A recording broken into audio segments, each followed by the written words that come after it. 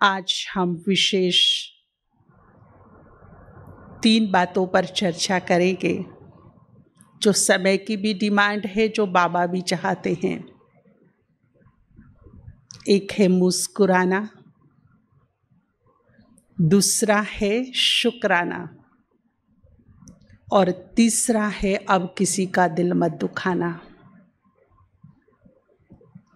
अगर ये 3 बातें हम अपने जीवन में लेके चलें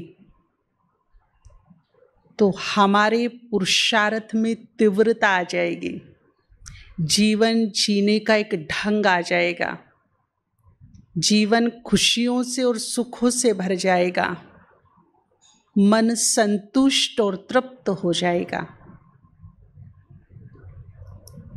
और इस कलयुग के अंत में ही हमें सतयुग जैसा अनुभव होगा।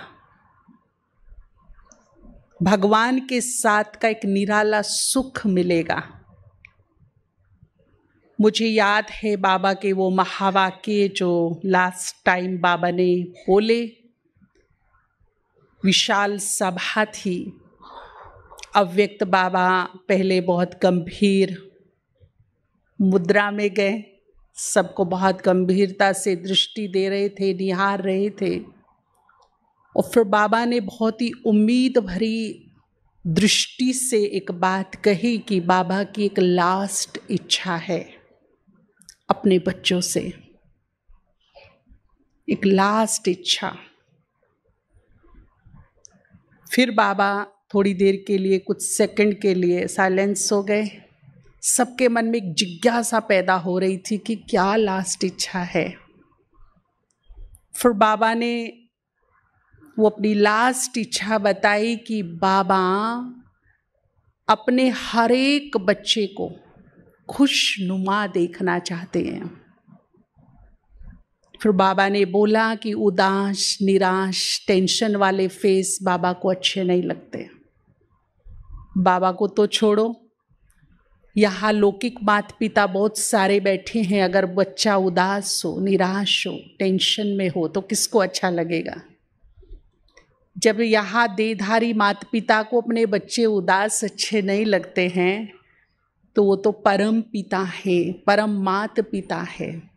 और केवल कहने के लिए नहीं कि हमने आज तक उसको कीर्तन में, आरती में माता पिता तुम हम बालक तेरे ये कह के बुलाया, परंतु हकीकत ये है कि वो वास्तव में हमारा माता पिता है। बस फर्क इतना है कि यहाँ के जो माता पिता हैं वो शरीरों के हैं, वो आत्मा का है, परंतु फीलिंग माता पिता वाली है उसके पास। जैसी आपकी आपके बच्चों के साथ फीलिंग्स हैं, ऐसी ही उसकी भी है। तो जैसे हम यहाँ अपने बच्चों को उदास हताश नहीं देख सकते, तो बाबा को भी वो चेहरे अच्छे नहीं लगते हैं। तो बाबा ने अपनी अंतिम लास्ट एक इच्छा जाहिर की अपने बच्चों के सामने कि खुश रहो, खुश रहो। क्यों? क्योंकि वो परम शिक्षक भी है हमारा, और ऐसा परम शिक्षक कि पेपर पहले से आउट किए हुए सब, और पेपर आउट होने के बावजूद भी हम फेल हो जाएं तो कैसे स्टूडेंट है फिर। समय को देखते हुए बाबा ने समय के हमें बहुत पहले से इशारे दिए हैं। ये जो अभी हमने पीछे 2 साल का ट्रेलर देखा, इसका इशारा तो 30 साल पहले दे दिया था बाबा ने। आप सभी को ज्ञात हो कि एक अव्यक्त मुरली का एक पैराग्राफ व्हाट्सएप पे बहुत वायरल हुआ था उस समय। वो ही सिचुएशन, वो ही स्थिति जो कई साल पहले बताई थी ऐसा टाइम आएगा, और वो आया। पहली बात तो हमें ये ध्यान रखना है कि परमात्मा के महावाक्य अंतिम सत्य होते हैं, उसके ना पहले कुछ ना बाद में कुछ। अंतिम और संपूर्ण सत्य भगवान के महावाक्य होते हैं। परमात्मा के महावाक्यों को काटने की ताकत तीनों लोकों में किसी के पास नहीं है। जो उसने बोल दिया वो संपूर्ण सत्य। क्योंकि परमात्मा का जब डेफिनेशन आता है, उसके नाम का अर्थ निकाला जाता है, तो सत्य से शुरुआत होता है। सत्यम शिवम सुंदरम, संपूर्ण सत्य। भगवान में विश्वास मतलब उसके महावाक्यों में फेथ। ये नहीं कि हम भगवान में तो विश्वास कर रही है परंतु उसकी बातों पे विश्वास नहीं है मुझे, तो कहीं ना कहीं मेरा निश्चय डामाडोल है, विश्वास पक्का नहीं है। विश्वास पक्का हो तो उसकी एक एक बात में विश्वास, ऐसा विश्वास मेरा उसके ऊपर होना चाहिए। बाबा को पता है कि खुशियों का अकाल आया है संसार में, लोग मुस्कुराना ही भूल गए हैं। थोड़ी सी खुशी के लिए बड़ा सा इन्वेस्ट करते हैं, घर से बाहर भागते हैं, आउटिंग के लिए जाते हैं, जीभ को टेस्ट देने के लिए जाते, आंखों को टेस्ट देने के लिए जाते, कानों को सुख देने के लिए जाते, परंतु जाते जाते और आते आते ही वो खत्म हो लेता है। जेब खाली करके आते तो भी वो स्थायी नहीं रहता है। एक अफ्रीका से भाई आए, उन्होंने कहा मैं बहुत नोट कर रहा हूँ, रीड कर रहा हूँ फेस को, कि आज से 20 साल पहले जो चेहरों पे नूर होता था, एक मुस्कुराहट होती थी, वो नहीं रहा अभी। हर चेहरा टेंशन में है। आप कभी सड़क पर जहाँ बहुत भीड़ होती है ना, रश होता है, वहाँ खड़े होके 5 मिनट नोट कीजिए आते जाते लोगों को। मुस्कुराहट खत्म हो गई है, खुशी खत्म, नूर खत्म। तो ऐसे में एक अलख जगानी है, हमें हर हाल में खुश रहना है।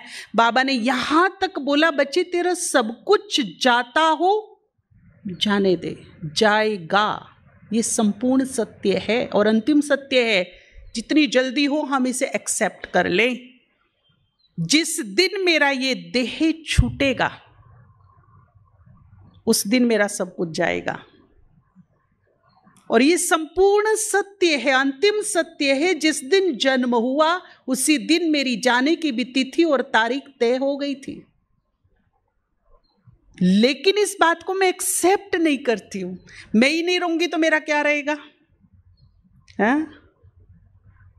और यदि आत्मा बंधी रही तो वो बंधन, वो मृत्यु, और यदि आत्मा ने बंधन मुक्त होकर उड़ान भरी तो वो मुक्ति, वो सुखदायी स्थिति। अब मेरे हाथ में है कि मुझे मृत्यु को प्राप्त करना है बंधनों में बंधकर, या मुझे एक सुंदर सी उड़ान भरनी है। अब आप देखिए, आप शिमला जाइए, कुल्लू मनाली जाइए, वहां बहुत स्नोफॉल होता है, बहुत चारों तरफ बर्फ होता है। तो जब हम वहां जाते हैं तो हमें एक कूलिंग, अलग सी ठंडक का आभास होता है, क्योंकि वहां बर्फ है। आप साउथ की तरफ चले जाइए, वहां बहुत हाई टेम्परेचर होता है, वहां गर्म फील होगा। जब आत्मा ऊपर की ओर उड़ान भरेगी तो ऊपर कौन है? कौन है ऊपर? और वो कौन है, क्या है वो आनंद सागर, शांति का स्रोत है। जैसे जैसे आत्मा उसके पास जाएगी, आत्मा को वो ही फीलिंग आने लगेगी जो उसमें है। जैसे बर्फ के पास जाने से ठंडक फील होती है, अग्नि के पास जाने से गर्म फील होता है। जब हम शांति के सागर, सुख के सागर, आनंद के सागर के सानिध्य में जाएंगे, उसकी तरफ बढ़ेंगे, तो आत्मा को अनुभूति कैसी होगी? दुख की होगी, खिंचाव की होगी, लगाव की होगी, तड़फ की होगी। एक ऐसी अनुभूति होगी कि उसे आभास होगा कि नीचे तो कीड़े मकोड़ों की दुनिया है, आनंद तो यहां है। यह है मुक्ति की स्टेज। मुक्ति जिसके लिए पूरी उम्र व्यक्ति कामना करता है, फिर डरता क्यों है? डरता मृत्यु से है, क्योंकि मृत्यु तब कष्टदायी हो जाती है जब आत्मा में बहुत सारे बंधन होते हैं और वो बंधन उसे खींचते हैं चारों तरफ, तब वो देह से अलग नहीं हो पाती, तो मृत्यु होती है। और जब वो बंधनों से मुक्त हो जाती है, वो स्वीकार करा के अपने को रखती है कि मेरा तो कुछ भी नहीं है, मेरा तो ये शरीर भी नहीं, जब मैं इस धरा पर आया था नाम भी मेरा नहीं था, वो भी किसी और ने ही बख्शा मुझे, और जब जाऊंगा तो उसी कंडीशन में जाऊंगा जिस कंडीशन में बस एक पुण्यों की और दौलत की दुआएं तो साथ चलेंगी, बाकी सब यही छूटेगा, सब यही छूटेगा। इसीलिए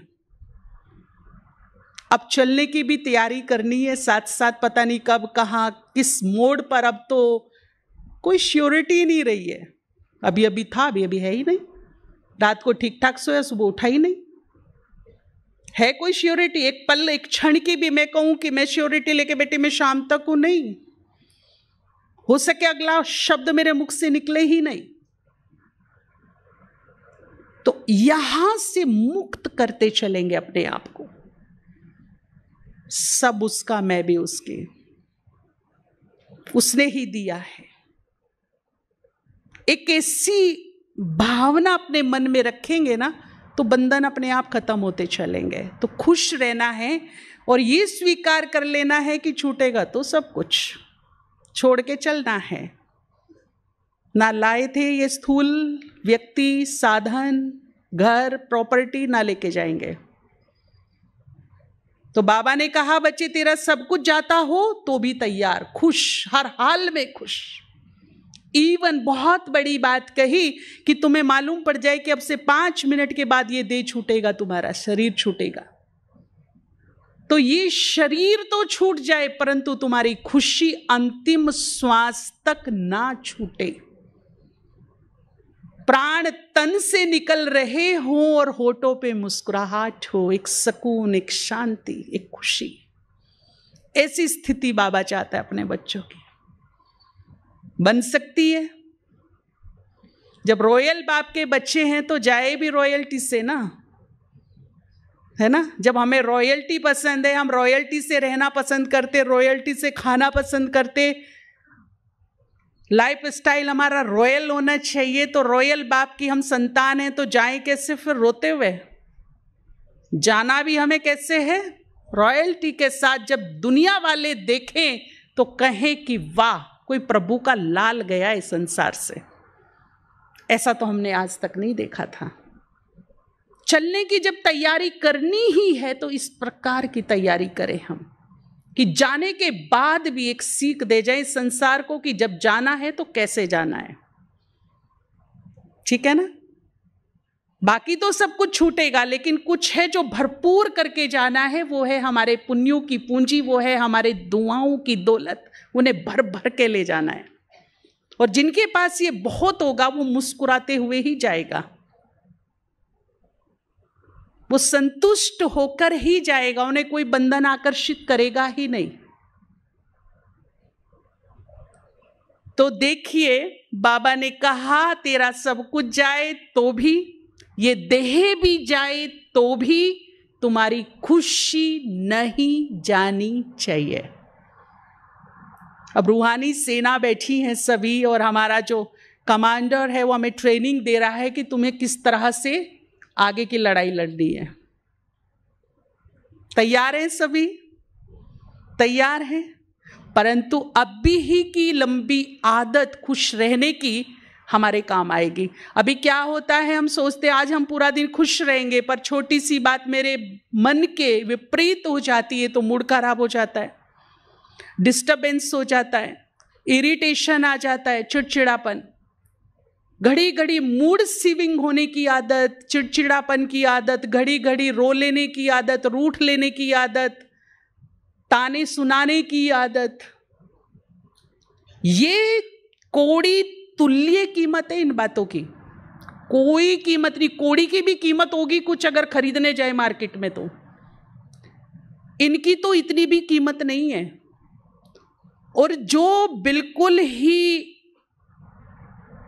कोई कीमत वाली बातें जो बिल्कुल की नहीं, की कोई वैल्यू नहीं, वो मेरी वैल्यूबल खुशी पर, शांति पर, सुखों पर, प्रेम पर भारी पड़ती है।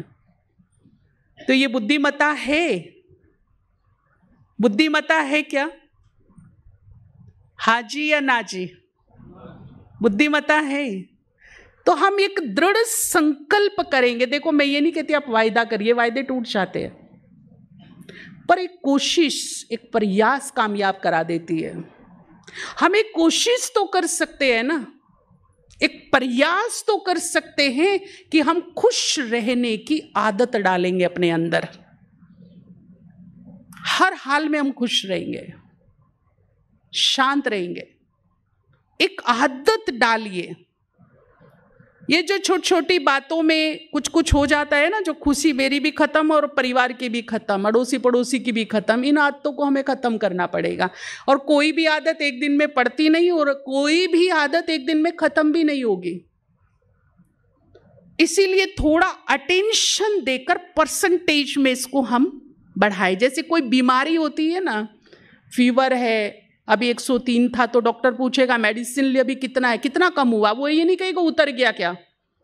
अगर 103 है तो एकदम ये नहीं पूछे उतर गया, वो बोलेगा कितना कम हुआ, क्योंकि उसे भी पता है मेडिसिन दी है, बुखार ज्यादा था तो धीरे धीरे क्या होगा, ठीक होगा। तो ये लंबे समय की जो हमारी आदत है ना, गुस्सा हो जाना, नाराज हो जाना, रूठ जाना, रो लेना, मूड खराब करना, इरिटेट हो जाना, दूसरों को कर लेना, ये एक दिन में खत्म नहीं होगा। मैं सोचूं कि आज ही मैं इस आदत को ठीक कर दूं, इम्पॉसिबल। लंबी बीमारी है, इसका ट्रीटमेंट भी करना पड़ेगा, इसका परहेज भी होगा, और फिर धीरे धीरे धीरे धीरे ये आदत क्या होगी, ठीक होगी। हम क्या करते हैं कि आज बस प्रतिज्ञा करके उठी हूं पूरा दिन खुश रहूंगी, खुश का माहौल बना के रखूंगी, और सिचुएशन ऐसी हो गई, क्योंकि माया भी कान लगा के सुन रही होती है, देखो तू कैसे खुश रहती, मैं बैठी हूं ना अभी। जब वो सवा शेर बनकर आती है और हम पर हावी होती है और हम फेल हो जाते हैं, अरे नहीं होता, ये तो मारुतियों के काम है, हमारे थोड़े, हम गृहस्थी में रहने वाले है ना, सतयुग में आ जाए बस इतना ही बहुत है अपने को। तो फिर हम नीचे, हमारी जो सोच है वो थोड़ी थोड़ी क्या आने लगती है, नीचे आने लगती है, और फिर छोड़ देते हैं, नहीं नहीं अपने से नहीं होते। तो जो मधुबन में रहते हैं सेंटर पे, उनके लिए, अपने तो बहुत बखेड़े हैं गृहस्थी में, होता है कि नहीं होता है इससे। लेकिन जब हम इसे एक बीमारी की तरह ट्रीट करेंगे, कितनी ठीक हुई है, कितनी दवाई लग रही है, कितना हमारा अटेंशन लग रहा है, कितना हमें रिजल्ट मिल रहा है, तब हम इसे ठीक कर पाएंगे। कोई भी आदत को एक दिन में नहीं ठीक किया जा सकता, ना वो एक दिन में बनती है। बनने में भी लंबा टाइम लगता है और छूटने में भी थोड़ा टाइम तो लगेगा, ठीक है ना। तो पहला ये रखेंगे। दूसरा, मेरी खुशी गायब कहाँ होती है, हमें इन चीजों को देखना है। अगर लाइफ में ऐसा लगता है कि खुशी के अकाल पड़े हैं, बाबा भी मिल गया, मुरली भी सुनते हैं, अमृत वेला भी करते हैं, सब कुछ हो रहा है ठीक ठाक, लेकिन फिर भी जो एक सेटिस्फेक्शन होना चाहिए, जो एक अंदरूनी खुशी होनी चाहिए, वो मुझे फील नहीं हो रही है, वो सुख की अनुभूति फील नहीं हो रही है। तो उसके लिए आप क्या कीजिए, आज से 1 महीने तक का काम है, कम से कम 10 से 11 लोगों को एक लक्ष्य रखिए कि उसे मैं कुछ दूं ना दूं, से खुशी और सुख जरूर दूंगी मैं। चाहे वो मेरे परिवार वाले हों, अड़ोसी पड़ोसी हों, संबंध संपर्क वाले हों, फ्रेंड सर्कल हो, या मेरे कार्य क्षेत्र के कारोबार के साथी हो।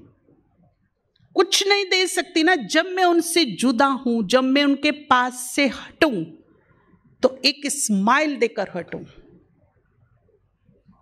वो चाहे आप कैसे भी दीजिए, अपने बोल के थ्रू दीजिए, व्यवहार के थ्रू दीजिए, अपनी सोच के थ्रू दीजिए, पर लक्ष्य रखिए कि जब मैं किसी को बाय करूं या कोई मेरे से बाय करके जाए तो वो क्या लेकर जाए, एक स्माइल लेकर जाए, सुख से जाए। और फिर मैं यहां आपसे दावा करती हूं, चैलेंज है, आप करके देखिए, 15 से 20 दिन के अंदर अगर आपके जीवन में खुशी ना आ गई तो फिर कहना, खुद को फील होगा, नहीं अब मैं बेहद खुश हूं,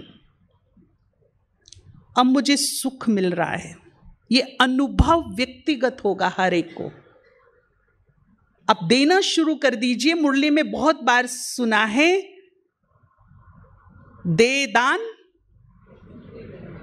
तो अगर दुखों का हमें आ घेरा है, दुखों ने, गमों ने, तो उसी चीज का हमें पॉजिटिव दान देना शुरू कर देना चाहिए। सुखों का दान कीजिए, खुशी का दान कीजिए। हमारे पास है वो। हम अपने बोल से सुख दे सकते हैं, अपनी सोच से सुख दे सकते हैं। दूसरों के लिए अच्छा सोचिए, दुआएं दीजिए, शुभ भावनाएं दीजिए। जिनसे नहीं बनती उनको शांति से बैठकर क्षमा कीजिए, उनको क्षमा मांग लीजिए उनसे। देखिए कितना अपार सुख मिलेगा मन को। अपने मन को समझाइए, जिनसे नहीं बनती कुछ तो कारण है। एक से ही क्यों नहीं बनती, बाकी से तो बन रही, तो उस आत्मा से क्या कारण है जो बन नहीं रही है? अगर कारण खोजेंगे तो समझ में आएगा कुछ तो गड़बड़ हुई है। यानी कि मेरी उसकी पिछले जन्म में क्लोजिंग बेस्ट नहीं हुई, तो बिगनिंग भी ठीक नहीं है। आप क्या चाहते हैं कि अंत क्लोजिंग ऐसी हो, फिर अगली भी बिगनिंग ऐसी हो? अब तो हमारा फाइनल क्लोजिंग पीरियड चल रहा है। मार्च महीना आता है तो हम सब क्या करते हैं? सरकारी कार्यालय होते हैं, प्राइवेट भी होते हैं, वो क्या करते हैं मार्च महीने में? स्पेशली छुट्टी नहीं मिलती किसी को, क्लोजिंग का है भाई, क्लोजिंग का टाइम चल रहा है। पिछले साल का पूरा खाता क्लोज और 1 अप्रैल से नया खाता शुरू। तो यूं समझ लीजिए कि संगम युग के उस कागार पर हम आ पहुंचे हैं जहां हम सबका मार्च महीना चालू हो गया है, क्लोजिंग पीरियड। जो ये 63 जन्म का है ना हिसाब किताब, ये मुझे अभी इसी वक्त में बड़े शॉर्ट पीरियड में क्लोज करना है। और इस क्लोजिंग पीरियड में नए खाते में बना डालूं तो ना तो मेरे पास वक्त है ना सामर्थ्य है। अगर पिछली मोटी मोटी गांठें गठड़ी अब तक मेरे से खुली नहीं है, वो क्लियर नहीं हुई, और नई नई में बना के और रख दूं, तो मेरे पास ना सामर्थ्य ना शक्ति ना वक्त। उन्हें खोलेगा ऊपर वाला, और जब वो खोलेगा उसके खोलने का ढंग आप सोच भी नहीं सकते क्या होगा। इसीलिए तौबा तौबा कर लीजिए नए कर्म कड़े खाते बनाने की। अच्छे जरूर बनाइए, अच्छों की तो झोलियां भरी है, उनको खोलने की जरूरत ही नहीं पड़ेगी, परंतु जो बुरे हिसाब किताब हैं उनसे तौबा, पूरे खानदान की तौबा हो जाए। अटेंशन, तीव्र पुरुषार्थ, इस समय की जो भारी भरकम डिमांड है, नए खाते मत बनाओ, बिल्कुल नहीं बनाओ। और उसके लिए क्या है कि जो नए बनाने नहीं, पुराने खत्म नहीं हो रहे, हिसाब किताब है वो किसी ना किसी, अब कलयुग का अंत चल रहा है, कई बार ऐसा होता है हमारे पास भाई बहनें आते, जी हम तो बिल्कुल राइट है, हम बिल्कुल सही है, पर सामने वाला हमें परेशान कर रहा है।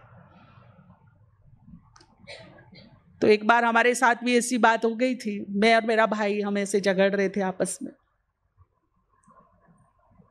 तो वो कहता मैं ठीक हूं, मैं कहती मैं ठीक हूं। हमारी दोनों की बात हमारे फादर के पास गई कि तुम दोनों ही गलत हो। क्यों? तो उन्होंने बहुत अच्छी बात समझाई। आप सड़क पे जा रहे हो, राइट साइड चल रहे हो जहां आपको चलना चाहिए, रोंग साइड ट्रक आ गया और आपको वो आते हुए दिख रहा है और आप चिल्ला रहे आई एम राइट, ट्रक गलत है, ट्रक गलत है, चिल्लाए जा रहे हो, अपने को राइट साबित कर रहे हो, और सामने से देख रहे कि ट्रक स्पीड से आ रहा है और आप चिल्ला रहे ट्रक तो गलत है, आई एम राइट, मैं बिल्कुल ठीक हूं, मैं ठीक रोड पे ठीक साइड पे चल रही हूं। थोड़ी देर में क्या होगा? तो मैं ठीक हूं। ये कलयुग का अंत है भाई।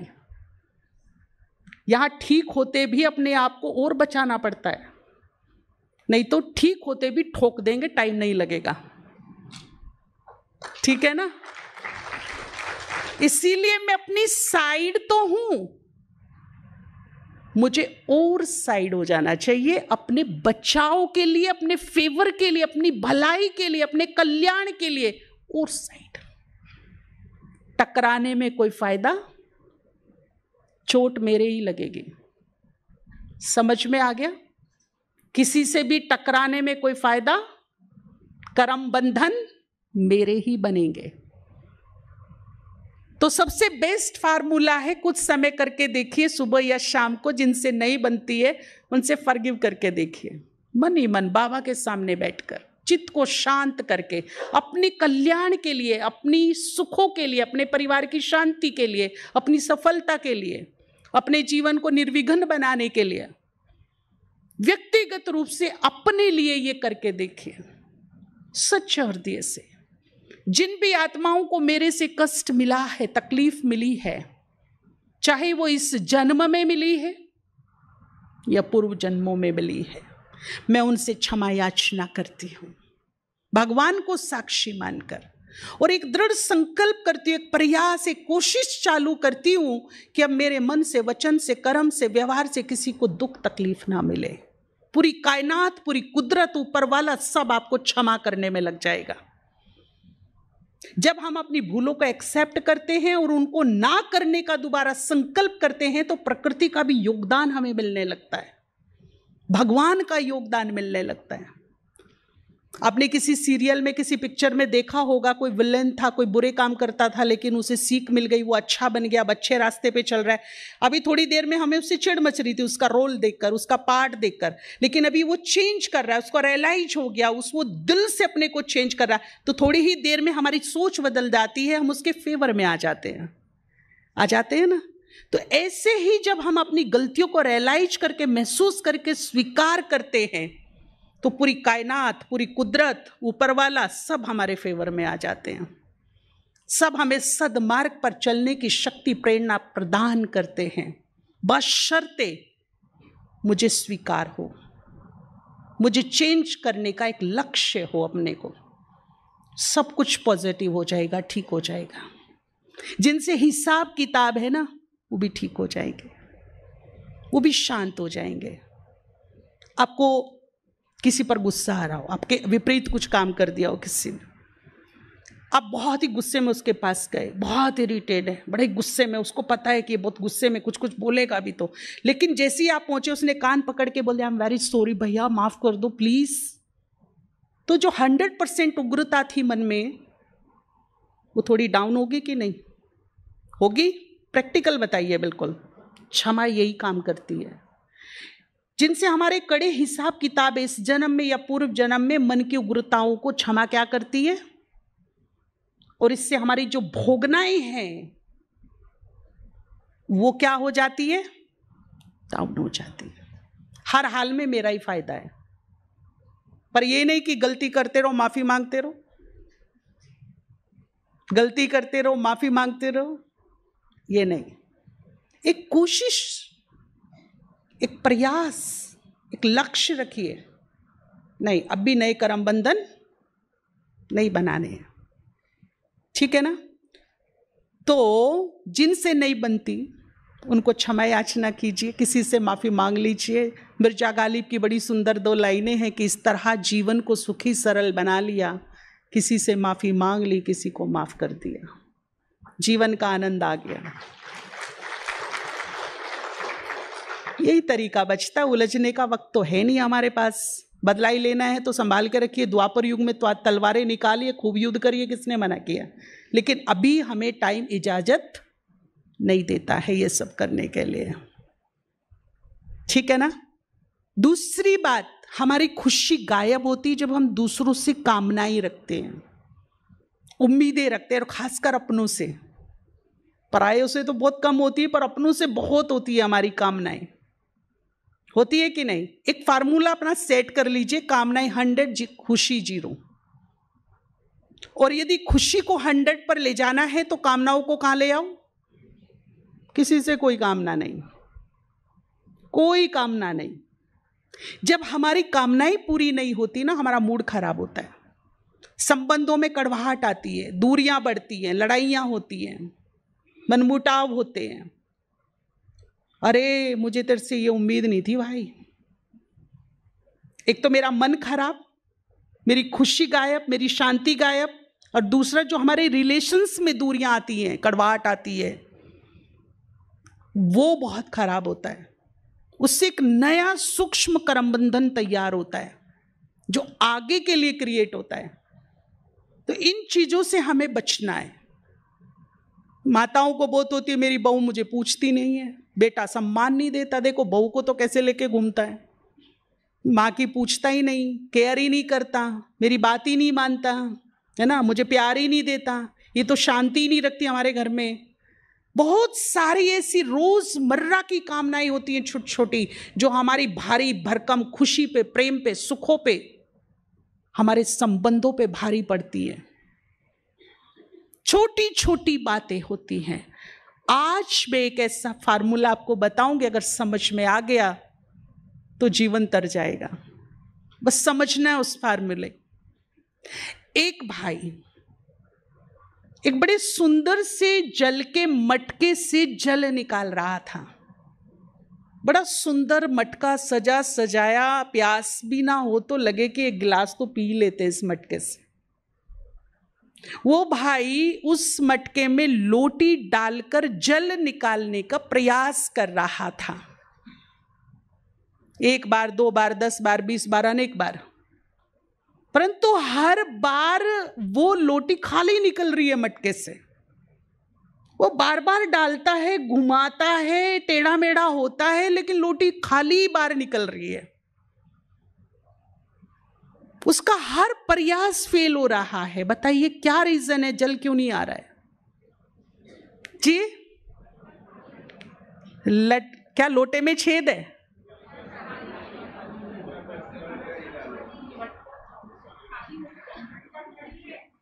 और इधर क्या बोल रहे हैं? पानी का स्तर कम है। और क्या बोल रहे हैं? पानी ही नहीं है, लोटी बड़ी है, मटका छोटा है। कुछ आंसर सही आए हैं। मटका सूखा है, ना के बराबर है पानी, सूखा ना के बराबर। आप 1 बार, 10 बार, 50 बार, 100 बार डालिए, लोटी क्या आएगी? इतनी सी बात समझनी है। कलयुग के अंत में हर आत्मा रूपी मटका सूख चुका है, ना के बराबर है। हम जिनसे प्यार की कोशिश कर रहे हैं ना, कभी झांक के देखना, जो प्रेम की परसेंटेज है आत्मा में वेरी लो। उसके लिए भी सफिशिएंट नहीं, मुझे कहां से देगा? और जिसके पास है ही नहीं, मैं कितनी भी बार लोटी डालू डालू डालू डालू, परेशान रहूं, कहां से देगा? जिससे मैं शांति की कामना कर रही हूं, कभी झांक के देखा उसके जीवन में शांति है क्या? जिससे मैं सम्मान की कामना कर रही हूं, कभी ध्यान से देखना उसके पास आत्मसम्मान नाम की कोई चीज है? वो खुद को रेस्पेक्ट नहीं दे सकता है, उसके पास सेल्फ रेस्पेक्ट नाम की चीज नहीं, मुझे कहां से देगा वो? क्योंकि बहुत लो में आ गई है, सूख चुके हैं हर मटके। कलयुग के अंत से गुजर रही हैं, खाली हो चुके हैं, और खाली मटकों से हम लेने की कामना कर रहे हैं। तो ये मेरी बुद्धिमत्ता है क्या? मिलेगा क्या? मिलेगा? मिलेगा? तो जिनसे हमारी कामनाएं हैं ना, उम्मीदें, वो खाली हो चुके हैं, उनके पास नहीं है। उनकी आत्मा में वेरी लो परसेंटेज बची है, ना के बराबर है, उनके लिए भी नहीं है। ऐसी हालत हो गई है। और हम दे, सम्मान दे, मुझे पूछ, मुझे मेरी बात मान, प्यार नहीं करता, शांति नहीं रखती, कितनी हमारी कामनाएं हैं। और सुबह से शाम तक मूड खराब, रोना रूठना, तबीयत खराब, माहौल खराब, खुशी गायब, चेहरे ऐसे कि कहते हमें भगवान मिला। एक बार देख लो चेहरा जरा, भगवान तो सो है ना, कैसे चेहरे होता है, हाँ बाबा है मेरे पास। वो दूसरे भी हंसते, अरे देखो तो सही क्या बोल रही है, आंसू भी पहुंचे, बाबा है, बाबा सब देख रहा है, वो है मेरे पास, तो कैसा लगेगा बोलो? है अच्छा ठीक है, उनके मटके तो खाली है, भरा मेरा भी नहीं है, पर खाली भी नहीं है। मैं सागर से जुड़ी हूं, मैं सागर से जुड़ी हूं, भरा मेरा भी नहीं है, परंतु खाली भी नहीं है, फुलफिल भी नहीं हूं, इसमें कोई डाउट नहीं है, परंतु खाली भी तो नहीं हूं ना। जब मैं उसका ध्यान करती, कुछ शांति की बूंदें मेरे अंदर आती है। जब मैं उसके प्रवचन सुनती, उसके ज्ञान सुनती, कुछ ज्ञान की बूंदें आती है। जब उसके सानिध्य में जाती, उसके प्रेम को महसूस करती, कुछ प्रेम की बूंदें आती है। जब वो प्यार से मुझे सम्मान देता है, मेरे नैनों के नूर, मेरे नूरे जहान, मेरे दिल के राजा, सिर के ताज, तो रिस्पेक्ट की बूंदें मेरे अंदर जाती हैं। तो भरी तो नहीं हूं, पर कुछ बूंदें तो हैं मेरे अंदर, खाली भी तो नहीं हूं ना। या कोई कहता है कि जी हाँ मेरा मटका खाली है। जो बाबा का बनकर कहता है कि हाँ मेरा मटका बिल्कुल खाली है, वो हाथ खड़ा करो। कुछ बूंदे तो अंदर गई ना मेरे, गई कि नहीं गई? तो क्यों ना आज से इस शुभ दिवस से एक शुभ संकल्प करें हम कि आज से लेने की कामना खत्म और इन बूंदों को बांटने की काम शुरू। कैसा रहेगा आइडिया? आज से लेना नहीं है, आज से केवल एक ही संकल्प करना है, जो बूंदे इस आत्मा में गई हैं उनको हम बांटेंगे, उनको हम देंगे। क्योंकि एक बात और सुन लीजिए, अभी सूक्ष्म वतन में बाबा के सामने 2 प्रकार की लाइन लगी है और कलप की नूंद हो रही है पूरे 84 जन्मों की। चॉइस आपकी है, आपको क्या करना है। 2 लाइनें लगी हैं, एक है देने वालों की लाइन और एक है, कौन सी लाइन पसंद है? कौन सी लाइन में खड़ा होना पसंद करेंगे? किसने मना किया? फिर खड़े हो जाइए। लेकिन ये नहीं थोड़ा देंगे थोड़ा लेंगे, थोड़ा देंगे थोड़ा लेंगे। अगर ये हुआ तो फिर कहीं के भी नहीं रहेंगे। फाइनल डिसाइड करिए, लाइन 2 है, 84 जन्मों की नूद है। अब जहां खड़े होंगे वो ही विधाता आपका भाग्य बना देगा आने वाले जन्मों के लिए।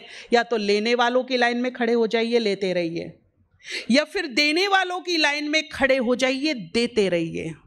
और दाता बनकर हर जन्म को एंजॉय कीजिए।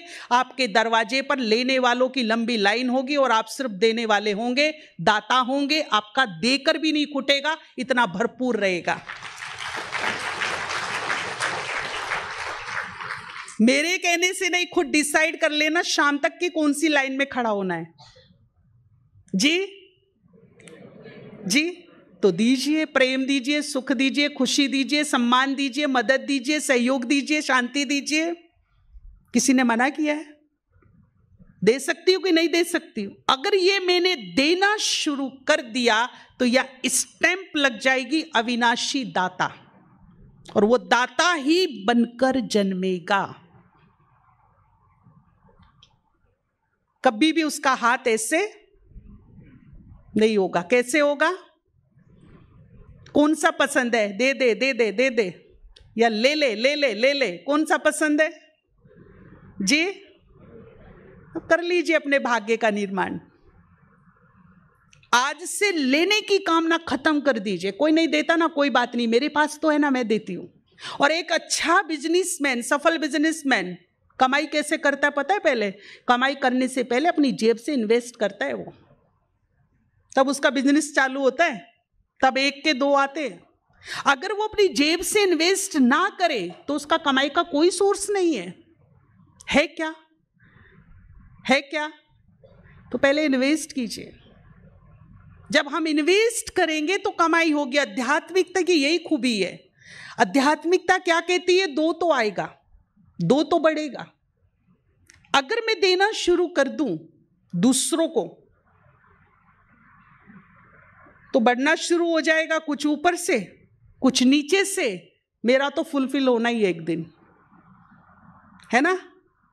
परसेंटेज 75 से आप करनी ही करनी है। फर्स्ट डिवीजन में तो जाना ही जाना है हर हालत में। होगा कि नहीं होगा? टाइम बहुत कम है, चैलेंज बहुत बड़े हैं। अब से अभी से इसी पल से लग जाइए काम पर, देना शुरू कर दीजिए। अच्छा, चेहरा देखकर देंगे, पद पोजीशन, जेब, देने का क्या नियम होगा? सूरज कैसे देता है? गरीब को कम, साहूकार को ज्यादा, इसको थोड़ा ज्यादा प्रकाश देगा, उसको थोड़ा कम देगा। हाँ, ऐसा हो सकता है कि डोनर पावरफुल है, रिसीवर कम हो सकते हैं। ये हो सकता है कि कोई अपने खिड़की दरवाजे खोल के उसकी ज्यादा ताप ले लेते हैं, कोई बंद कर देते हैं। तो डोनर और रिसीवर में फर्क हो सकता है, ठीक बात है। परंतु सूरज पक्षपात नहीं करता, सबके लिए एक जैसा निकलता है, सबको एक जैसी ताप, एक जैसा प्रकाश देता है। रिसीवर अलग अलग हो सकते हैं, वो अलग बात है, ठीक है ना। तो मुझे किस तरह से देना कि अपनों को तो खूब दे रही हूं, है ना, और पराये ने थोड़ी सी ऐसी वैसी बात कर दी, डांट डपट एक लगाया, भगाया उसको, और फिर मैं सेटिस्फाई हूं कि हाँ मेरे घर में तो मैं अच्छे से दे रही हूं, लेकिन बाहर वाले के साथ पद पोजीशन देख के मैं अच्छे से दे रही हूं। एक भाई की मैं आपको रियल स्टोरी सुनाती हूं। एक अच्छे ऑफिसर थे, वो किसी अपने से भी बड़े ऑफिसर से मिलने गए ऑफिस में। गेट कीपर होता है ना, गेट कीपर, वो गाड़ी का हॉर्न लगाए जा रहे, उसको 3-4 मिनट लेट हो गया आने में, दरवाजा खोलने में। जब उसने गेट खोला, उसने अपना कांच डाउन किया नीचे गाड़ी का, उसको इतना डांटा ना, तमीज नहीं है, ड्यूटी ठीक से नहीं करते हो, दिमाग ठीक है तुम्हारा, खूब सुनाई उसको। जब वो ऑफिस में पहुंचा बड़े अफसर से मिलने के लिए, तो पता चला कि अफसर जो है 3 घंटा लेट है, कोई अर्जेंट मीटिंग में है, 3 घंटे के बाद आएंगे। अपॉइंटमेंट थी उसी टाइम की, लेकिन अर्जेंट मीटिंग की वजह से 3 घंटा लेट हो गए। अब ऑफिस में 3 घंटा बैठा, 3-3 घंटे के बाद वो अफसर आया, खड़ा होके सलाम, जी सर, जी सर, जरूरत से ज्यादा रेस्पेक्ट। क्या बोलेंगे इसको आप? वो केवल 3 मिनट लेट था, गेट कीपर। उसके साथ मेरा व्यवहार क्या था? और अफसर 3 घंटा, 3.25 घंटा लेट आया, उसके साथ मेरा व्यवहार क्या था? तो मैंने शरीर को, पद पोजीशन को देखकर रेस्पेक्ट दिया, वो दाता नहीं।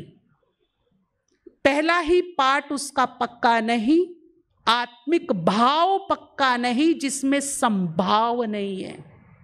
जिसका आत्मिक भाव पक्का होगा उसमें संभाव होगा, और वो संभाव से देगा सबको एक रस। उसके लिए ना कोई छोटा होगा, ना कोई बड़ा होगा, ना गरीब होगा, ना अमीर होगा, संभाव। और ये बाबा ने हमें सिखाया। प्रकाशमणि दादी को भी वही दृष्टि मिल रही है, और गांव की एक अनपढ़ माता, बूढ़ी माता सामने बैठी, उसको भी वही प्यार मिल रहा है, उसको भी वही टोली मिल रही है, और उसको भी वही प्रसाद मिल रहा है, उसको भी वही सम्मान, तो उसको भी वही सम्मान। तो बाबा का क्या था कि बाबा शरीरों को, पद पोजीशन को नहीं देखता था, वो किसको देखता था? आत्मा। और आत्मा तो छोटी बड़ी नहीं होती, उसमें संभाव होता है।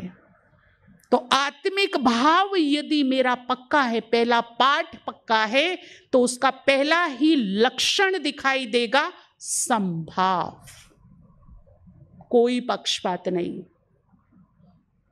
और जहां संभाव आ जाता है वहां देने में पक्षपात नहीं होता, अपने को भी उतना ही, पराई को भी उतना ही, छोटे के भी उतना ही, बड़े को भी। अच्छा, छोटा, हमारी सोच है छोटा मानने की, वो छोटे नहीं होते, हमसे बड़े होते कि नहीं। एक बार मुझे मोदी जी की एक बड़ी अच्छी बात लगी, वो अपनी स्पीच में बता रहे थे कि एक बार मैं छोटा था और मैंने अपनी माँ से कहा कि माँ कचरे वाला आया है। तो मेरी माँ ज़्यादा पढ़ी लिखी तो नहीं थी, पर समझदारों वाला जवाब दिया कि बेटा कचरे वाले तो हम हैं, वो तो सफाई वाला आया है।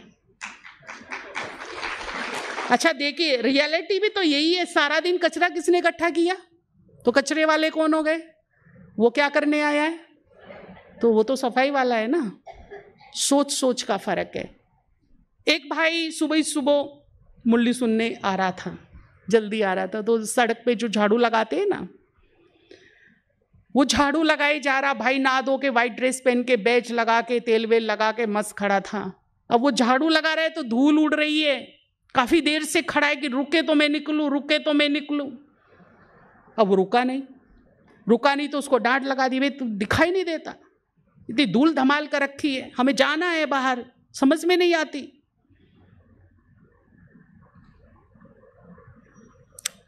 अगर वो झाड़ू वाला 2 महीने सड़क पे झाड़ू ना लगाए तो, और मैं आपको देती हूँ, उसको 10,000 मिलते हैं, आपको 50,000 देते हो, आप लगाओ, लगा सकते हो?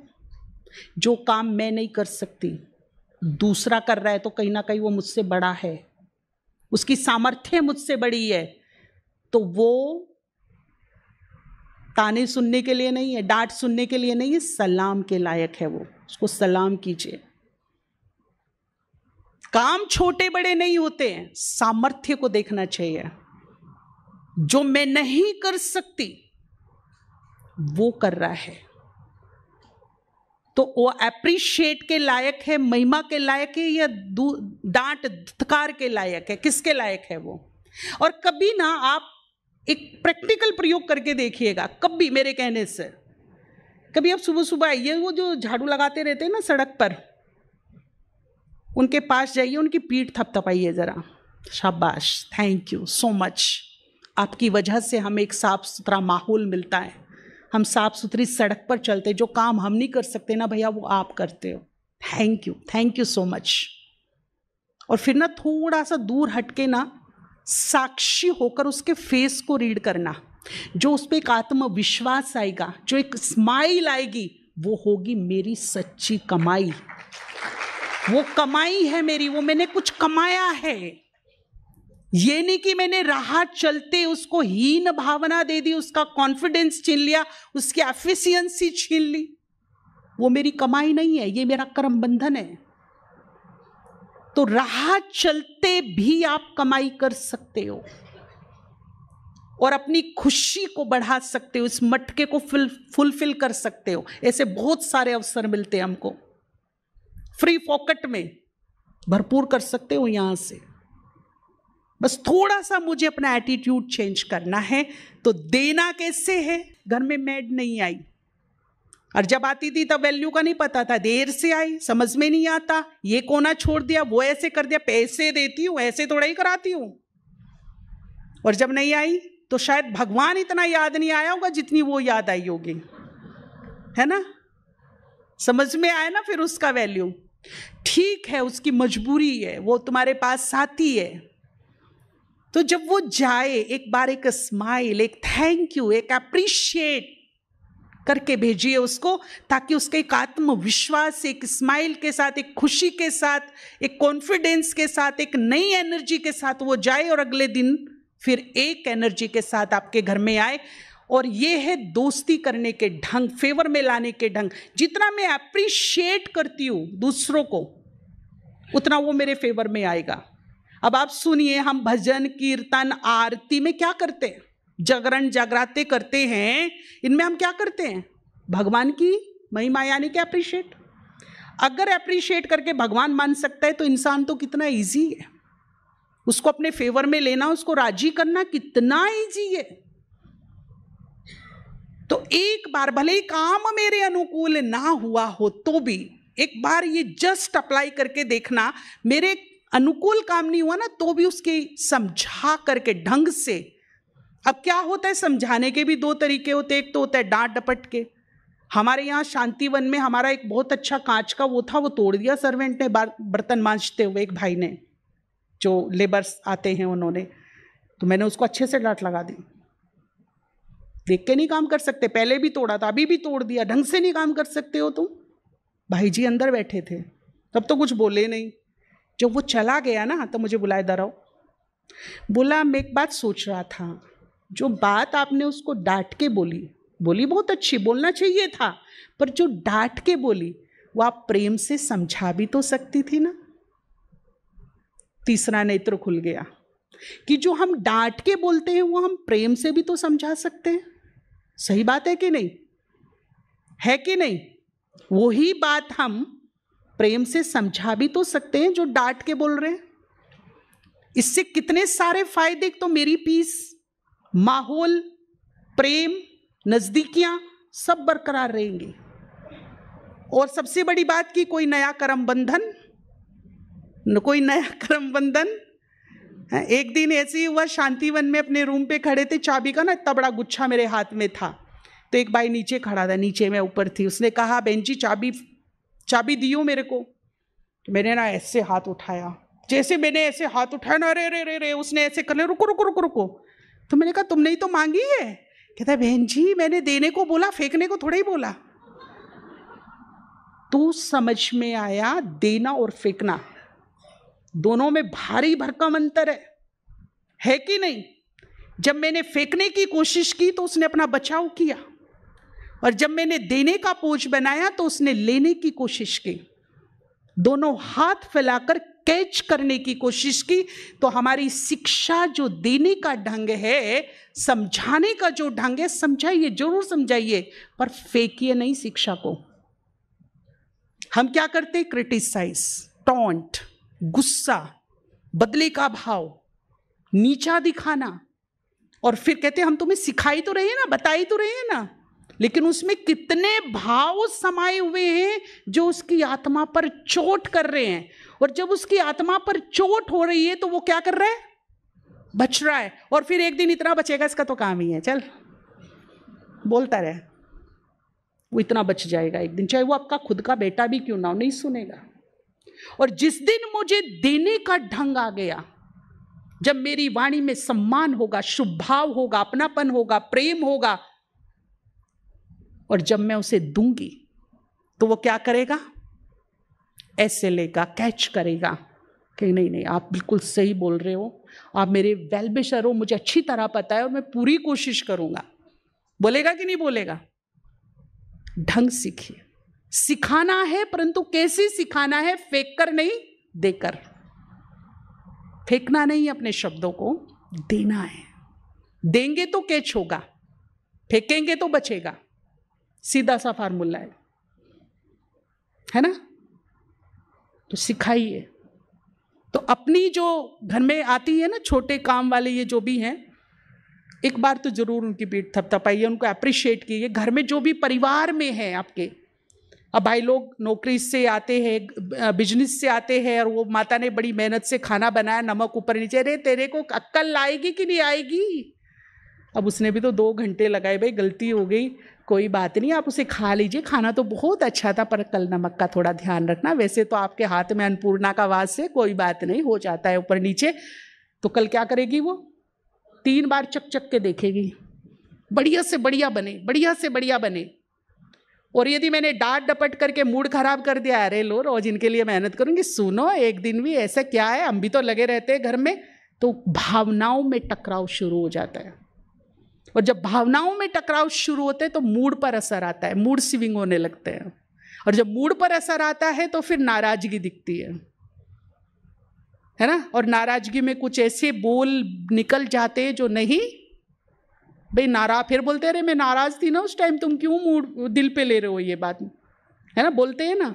फिर वो शब्द कहते हैं ना कि रही मन धागा प्रेम का मत तोड़, टूटे से फिर ना जुरे जुरे, तो ये वाली स्थिति आ जाती है। जुड़ तो जाता है पर कहीं ना कहीं क्या आ जाती है। तो इसीलिए अपने घर को, अपने आसपास के माहौल को हम क्या बनाएंगे, खुशनुमा। जितना हम खुश रहेंगे, खुश रहने की आदत डालेंगे, दूसरों को खुशियां देंगे, उतना हमारी खुश नसीबी बढ़ती रहेगी, बढ़ती रहेगी, बढ़ती रहेगी। और लोग हमें कहेंगे सामने से आके, तुम बहुत खुश नसीब हो। हमारी खुश नसीबी लोगों को दिखाई देगी, ठीक है ना। क्या नेचर बनाएंगे, बाबा की अंतिम इच्छा, और दूसरी नेचर शुक्राना, हर हाल में शुक्राना, है ना। जो तेरी इच्छा, शुक्राना कीजिए उसका, ऊपर वाले का। तो अपना भी शुक्राना कीजिए, मेरे पास तो है नहीं, मेरे पास तो ये नहीं, मेरे पास तो वो नहीं, मैं तो ऐसा ही हूं, मैं तो वैसा ही हूं, मेरा परिवार ऐसा, मेरा बेटा ऐसा, है ना। जो भी है, जैसा भी है, जो मुझे मिला है, वो मेरे कर्म और मेरे भाग्य के अनुसार ही मिला है, इसमें किसी का कोई दोष नहीं, कोई दोष नहीं। तो इस बात को मुझे पहले ही दिन स्वीकार कर लेना है, जो है, जितना है, जैसा है, सब मेरे भाग्य अनुरूप मिला है। और उसका भी मुझे स्वीकार करके क्या बोलना है? थैंक यू, शुक्रिया, बढ़िया से बढ़िया है, बढ़िया से बढ़िया है मेरे पास।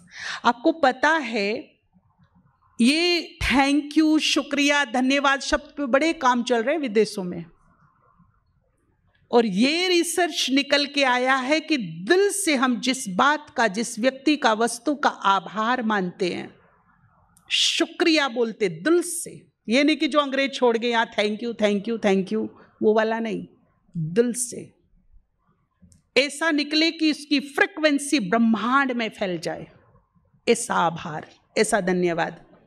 तो जिसका भी हम धन्यवाद करते हैं उस वस्तु व्यक्ति में वो बात की बरकत होती रहती है, वो बढ़ता रहता है, बढ़ोतरी होती रहती है उसकी। और हमने भी ये कराया प्रयोग, खुद भी किया और रियली रिजल्ट्स देखे, सही में बरकत होती है। जितने भी हैं उसी को माथे से लगाइए, उसी का आभार मानिए, शुक्रिया मानिए, और फिर देखिए इसका चमत्कार। वो 10 रुपये 10,000 ना ले आए खींच के तो बात है, लेकिन है ही नहीं, है ही नहीं, है ही नहीं, है ही नहीं, तो वो जो 10 पड़ा है ना जेब में, वो भी कब से गायब हो जाएगा पता ही नहीं चलेगा। पेट में ऐसी मरोड़ लगेगी, ऐसा दर्द होगा कि वे 10 रुपए की इमरजेंसी में दवाई लेके खानी पड़ेगी, वो भी गायब। इसीलिए यदि बरकत करनी है तो जो है, जितना है उसमें संतुष्ट। संतुष्ट का मतलब ये नहीं कि आप प्रयास नहीं कीजिए, आप मेहनत कीजिए, आप अपने जो लक्ष्य है, आपका गोल है, उसको अचीव करने के लिए दिन रात मेहनत कीजिए, पर संतुष्ट मन से कीजिए। संतुष्ट मन से, जो है वो भी बहुत है, और जो प्राप्त करना है वो मेरा एम है, लक्ष्य है, संतुष्ट मन से करना है, वो बेसब्र होके नहीं करना है। तो ये चाहे वो व्यक्ति है, वस्तु है, घर है, पैसा है, कुछ भी है, अगर मेरे मन अनुकूल नहीं है तो उसको दुक्कारना नहीं है, उलाहना नहीं, शिकवे नहीं, शिकायतें नहीं, वो भी कब से हाथ में से निकल जाएगा पता नहीं चलेगा। इसलिए जितना भी है उसी का बहुत बहुत आभार, धन्यवाद, शुक्रिया। कभी कभी क्या होता है ना, एक भाई का एक प्रैक्टिकल एग्जाम्पल मैं सुनाती हूँ।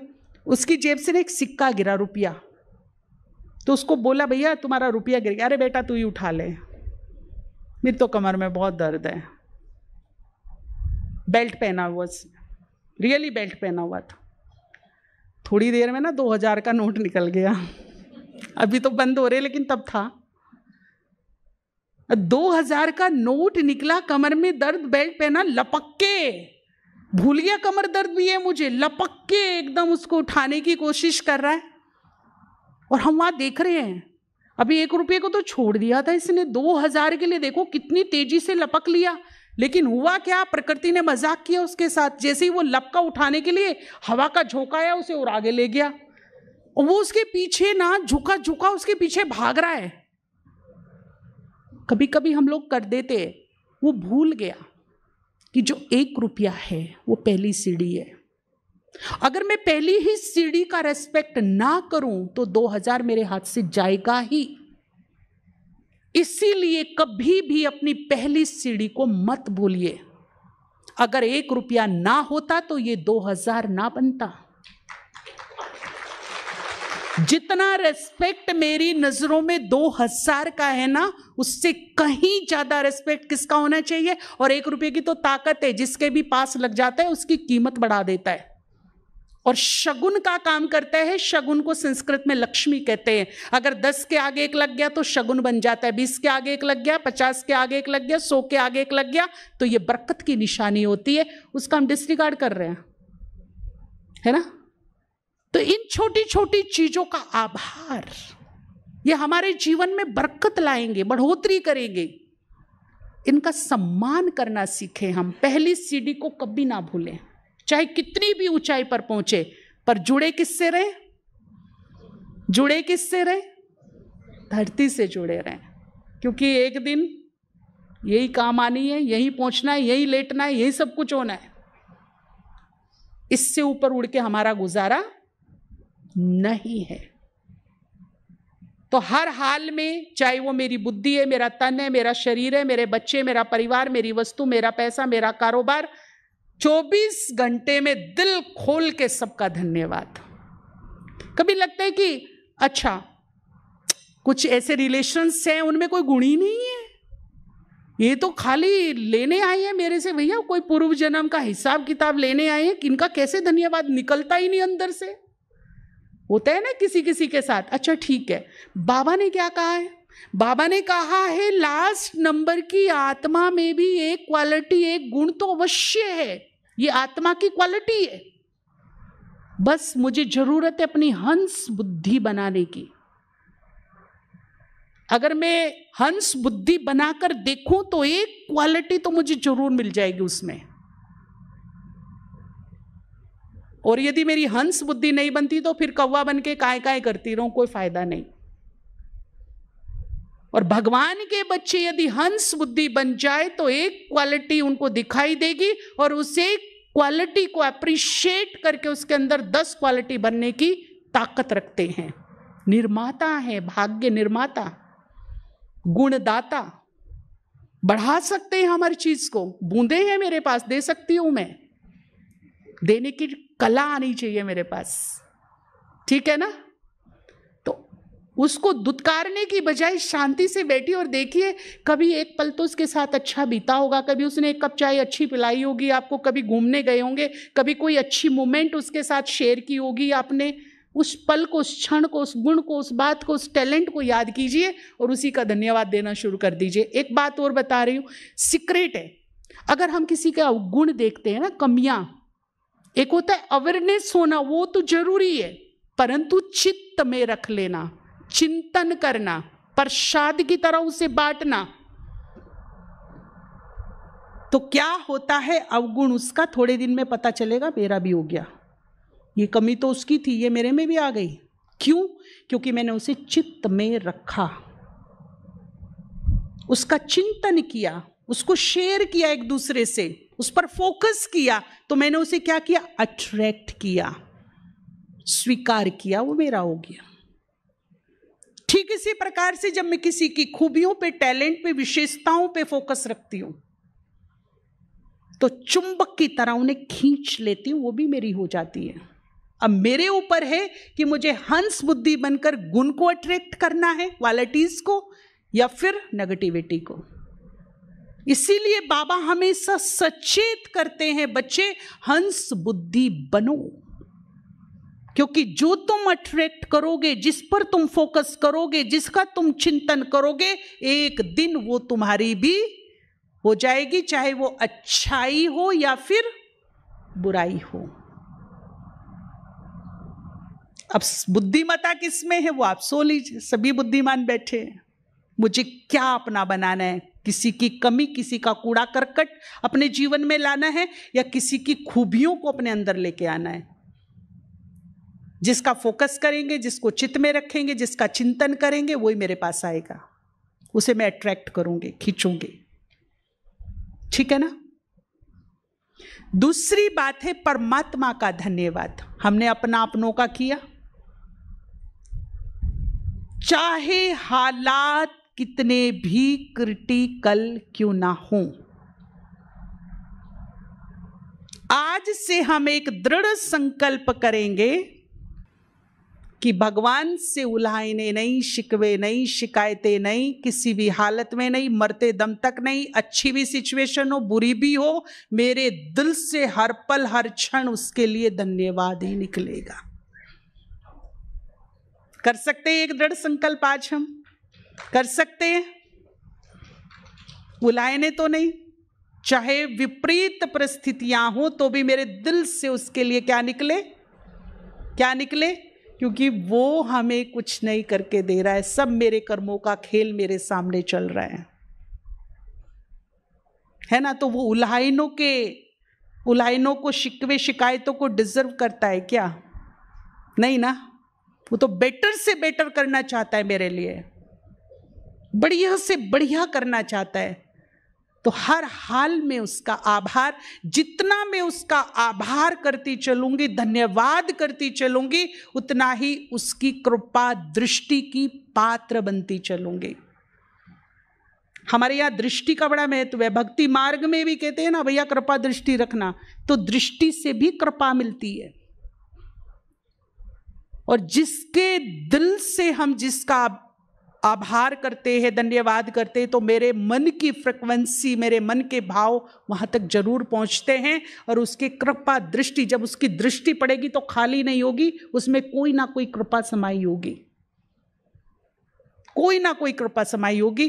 तो उसके लिए क्या करना है, आज एक होमवर्क करेंगे। 24 घंटे में जब तक जिएंगे तब तक ये होमवर्क है, अंतिम श्वास तक चलेगा ये होमवर्क। 24 घंटे में एक बार तो जरूर करना है। थोड़े सा कुछ टाइम लगेगा, 5 मिनट, 3 मिनट, 2 मिनट, 1 मिनट में भी हो जाएगा। उसके लिए जब हम ज्ञान में नहीं थे, बाबा का हमें परिचय नहीं था, ऐसी कोई 5 प्राप्ति आज अपनी डायरी में लिखिएगा। वैसे तो भूल जाएंगे, लिख लेना बहुत जरूरी होता है, बाद में लिख लीजिएगा, सोने से पहले लिख लीजिएगा। आज फुल डे में सोने से पहले जरूर लिखिए। कुछ ऐसी 5 प्राप्ति ध्यान में रखना जो आपको लौकिक में लगती हो कि ये मुझे भगवान से मिला है, जो दिल से लगता हो कि नहीं ये गॉडली गिफ्ट है मेरे पास, ये भगवान से प्राप्त हुआ है मुझे। 5 से ज्यादा निकल सकती, परंतु कम से कम कितना लिखेंगे। आज सभी अपने जीवन में व्यक्तिगत रूप से देखिए कि मुझे ऐसी क्या 5 चीजें जो मुझे स्पेशल भगवान से मिली है, जो मेरे दिल से कहती हूँ कि ये भगवान से मिला है मुझे।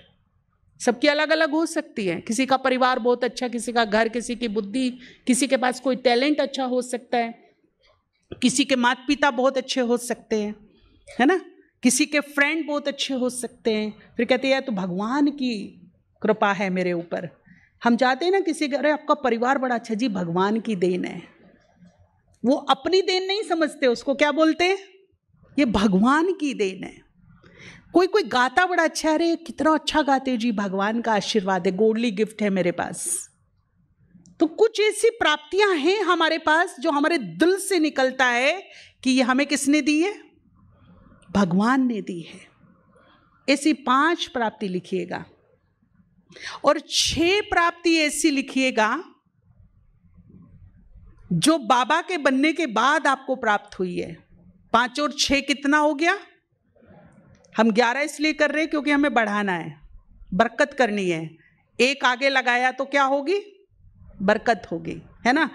6 प्राप्ति ऐसी लिखनी है जो ज्ञान में आने के बाद आपको लगता है कि ये मुझे स्पेशल यहां आके मिला है ना। क्या हो सकता है वो, थोड़ा डिस्कशन करें ताकि समझ में आए। नहीं, एक बिल्कुल ऐसे रट्टा रटाया नहीं मारना है। जो रियली मुझे मेरे व्यक्तिगत जीवन में मुझे फील हुआ है कि यहां आने से, बाबा का बनने से, ज्ञान लेने से ये प्राप्ति हुई है मुझे, वो बताइए। एक एक बताइए हाथ खड़ा करके। जी, भगवान पर निश्चय, पंचुअलिटी, जी पॉजिटिविटी, और जी पेशेंस, वेरी गुड, और स्वीकार करना, बहुत बढ़िया बात है जी। और बताइए, मेहरबानी फील होती है भगवान की जी। और बताइए, हाँ अच्छा, भगवान से आपको संबंधों का सुख मिला, आपको नहीं, वो भाई हैं जो पीछे, बैलेंस। अच्छा, आपको लगा कि मेरा विवेक बढ़ा है यहां करके जी। आपको देखा, सबका अलग अलग निकल रहा है ना, सबको एक जैसी प्राप्ति नहीं हुई है, किसी को कुछ, किसी को कुछ, किसी को कुछ, तो सबकी व्यक्तिगत होगी। तो कितनी लिखेंगे, हो सकती है 11। अगर ये होमवर्क शुरू कर दिया ना, जीवन जीने का आनंद आ जाएगा। ये 11 प्राप्ति लिख कर, या तो बाबा के रूम में बैठकर, अगर यहां पॉसिबल ना हो तो सोने से पहले आज ये काम करिएगा। बिल्कुल आप फील कीजिएगा बाबा मेरे सामने बैठा है, फोटो में नहीं है, बिल्कुल वो मेरे सामने है। उसके मस्तक में महाज्योति चमक रही है, शिव बाबा। अब मैं जो उसको बोलूंगा वो एक एक बात मेरी सुनेगा, महसूस करेगा, मुझे टच करेगा, मुझे आशीर्वाद देगा, कृपा दृष्टि देगा। ऐसा एक आप चित्र बनाइए और फिर उसकी आंख में आंख डालकर बड़े आभार से, आभार मानते हुए उसका बड़े सम्मान से सर झुकाकर बोलिए, इस प्राप्ति के लिए आपका बहुत बहुत धन्यवाद। आपने इतना सुंदर परिवार दिया, जन्म होते ही मेरे मुंह में गोल्डन स्पून दे दी, इसके लिए लाख लाख शुक्रिया। आपने हमें सद्मार्ग दिया, सद्बुद्धि दी, इसके लिए खूब खूब शुक्रिया। आप हमें मिले, हमें सत्य ज्ञान मिला, हम भटकाव से बच गए, इसके लिए लाख लाख शुक्रिया।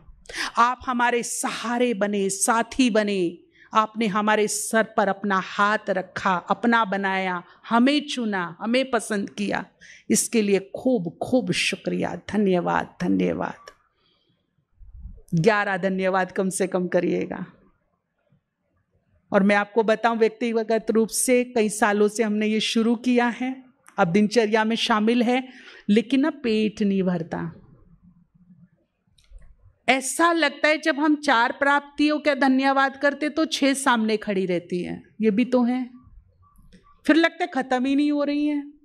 फिर ऐसा लगता है, फिर बाबा से बात करते, बाबा धन्यवाद करके तो मन ही नहीं भर रहा है, क्या ऐसा करें हम आपके लिए। फिर एक व्यक्तिगत बात हम बाबा से करते हैं, आपको पसंद आए तो आप भी कर लेना, बहुत व्यक्तिगत है। मैं बाबा से कहती हूँ, बाबा धन्यवाद करके पेट नहीं भरता है, कुछ ऐसा हो जाए जो तेरा आभार, तेरा ऋण चुका पाए हम। तो हम बाबा से कहते कि सृष्टि चक्र में मेरे जितने जन्म हो, मैं तेरे लिए जन्मूं, तेरे लिए मरूं, तेरे काम आ जाऊं, हर जन्म तेरे नाम। ऐसा कमिटमेंट, ऐसी ऑफर हम भगवान को दे सकते हैं। भगवान को जब इस सृष्टि पर जरूरत पड़ेगी तो किसको याद करेगा? जिसने बहुत लंबा समय से उसे क्या दी हो, ऑफर दी हो, उसके बहुत बड़े बड़े काम करने वाले बन जाएंगे। दिल से ऑफर दीजिए, हम काम आए ना आए, लेकिन वो हमारे पर इतना बलिहार हो जाएगा कि हर काम में वो हमारे काम आ जाएगा। ये उसका रिटर्न है, ये उसका प्यार है, दिल से बांधिए उसको। और इतिहास गवाह है, शास्त्र गवाह है कि भगवान ने हमेशा प्रीत की रीत निभाई है। ऐसी कोई प्रीत नहीं जिसमें उसने रीत ना निभाई हो। पढ़ लीजिए आप शास्त्र उठा करके, उसने प्रीत की रीत हर हाल में निभाई है। प्रीत रखिए बस आप उससे सच्चे हृदय से प्रीत कीजिए, अपने आप वो बंध जाएगा, अपने आप वो उस प्रीत का ऋणी बन जाएगा, चुकाएगा, आपके काम आ जाएगा। ठीक है ना? तो आज से गिले शिकवे दिल शिकस्त उल्हाने बंद, और केवल क्या याद कीजिए अपनी प्राप्तियों को, शुभ अवसरों को, जो जो आपको मिला है, उसकी बदौलत मिला है, जो जो उसको धन्यवाद कीजिए। और लास्ट में है प्रकृति का धन्यवाद, हमारा, भगवान का, और फिर किसका? प्रकृति से पहले मैं उन आत्माओं का भी, जैसे हम क्षमा याचना करते हैं ना, जिनसे हमारे कर्म बंधन है, तो सभी से हमारे कर्म बंधन थोड़े ही है, किसी से हमारे पॉजिटिव बंधन भी है।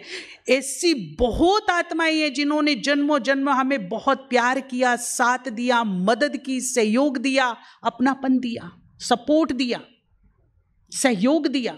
ऐसी भी तो आत्माएं होंगी कि नहीं होंगी? तो उनके लिए क्या बनता है?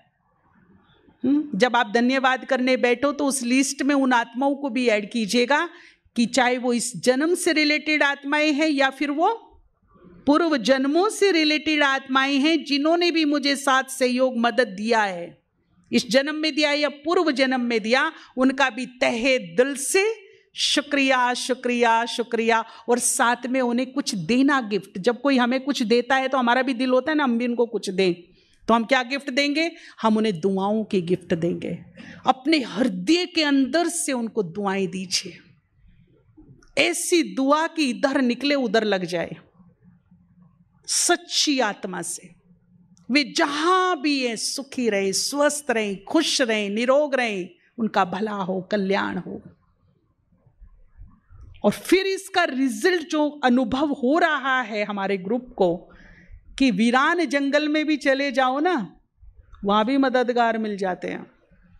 मददगार क्या हो रही है? अट्रैक्ट हो रही हैं, खिंच रही हैं, उन्हें अट्रैक्शन हो रहा है, और चारों तरफ मददगार खड़े हुए मिलते हैं हमको। यह अनुभव होगा। आप मददगारों को क्या करोगे? अट्रैक्ट कर लोगे, खींच लोगे अपनी तरफ। तो उन आत्माओं का भी करेंगे। और फिर प्रकृति का बहुत जरूरी है दोस्ती करना भी इससे, क्योंकि आगे का खेल यही खेलने वाली है ना। अभी आपने इस साल में प्रकृति को असंतुलित होते हुए नहीं देखा क्या? ऐसा लग रहा है जैसे बावरी सी हो गई है ना। कोई मौसम ही नहीं लग रहे हैं, लग रहे हैं क्या? बिल्कुल असंतुलित हो गई है, लास्ट चरम सीमा है ये प्रकृति के असंतुलन की। और आप सब भविष्यवाणी सुनी रहे होंगे। भारत के 20 एस्ट्रोलॉजर, जो फेमस एस्ट्रोलॉजर है, वो क्लियर भविष्यवाणी कर चुके हैं नवयुग की। अब देखिए, ब्रह्मा कुमारी चुप है, साइलेंट है, और दुनिया वाले ये काम कर रहे हैं। कितनी बड़ी भविष्यवाणी हुई है कि ग्लेशियर पिघल रहे हैं, और 2028-29 तक ये सारे ग्लेशियर पिघल जाएंगे तो सागर की क्या स्थिति होगी। ये मैं नहीं बोल रही, है साइंटिस्ट बोल रहे हैं। हमारी धरती में चेंजेस आ रही है। इस साल में भूकंप अनगिनत बार आ चुके हैं। ये ईयर भूकंप का ईयर है।